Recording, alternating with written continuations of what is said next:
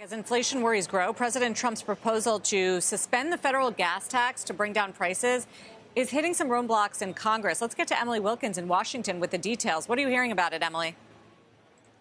Hey, Sarah. Yeah, a number of lawmakers who I've talked to have really given this idea a lukewarm reception. They are worried about the high price of gas, but the fact of the matter is that this 18 cents per gallon tax goes to fund things like roads, highways, bridges, and that's all stuff that lawmakers want to continue to support. You actually have seen some estimates saying that if this repeal of the federal gas tax were to go into place, it would basically cost the federal government $21 billion if it was a 6-month suspension. That's according to the Committee for a Responsible Federal Budget.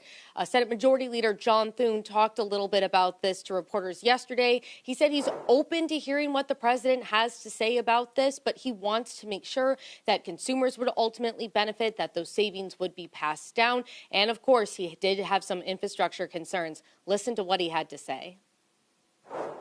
We've had some of our colleagues who've come out in support of, repealing or at least temporarily repealing the gas tax, but obviously that has implications for the Highway Trust Fund, and so those are things that you have to take into consideration as well.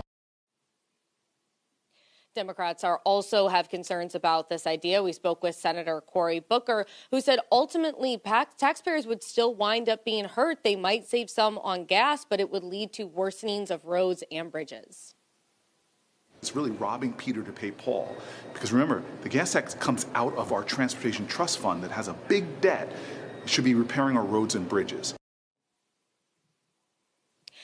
In addition to that, a number of Republican lawmakers, including Speaker Mike Johnson, told reporters yesterday that really, if they want to get gas prices down, the way to do that is to end the war, reopen the Strait of Hormuz, that's really going to make the biggest impact here. And Trump really does need Congress for this. I can't say what executive orders he will and won't sign, but when it comes to the power of the purse and taxing, that is really Congress's purview. And a lot of members told me that if the White House wants to make this happen, they're going to have to come up here, really make the pitch, really sell lawmakers on it. Otherwise, there is definitely not the momentum to suspend the federal gas tax at this point. Guys? It's interesting, Emily. It's never been suspended since it was created in the 30s. You're talking a few billion of revenue per month. And then, of course, everybody's digging up old comments that Mike Lee or John Cornyn made, basically saying that to suspend it would be madness back from a few years ago. Yeah, that's the other thing, Carl. A lot of these Republicans know that just a few years they were against it. Now, some have tried to justify it, saying, look, that was under Biden because he was trying to push green energy and EVs. This is a different situation. This is a very temporary conflict, and we would support doing it for a temporary time.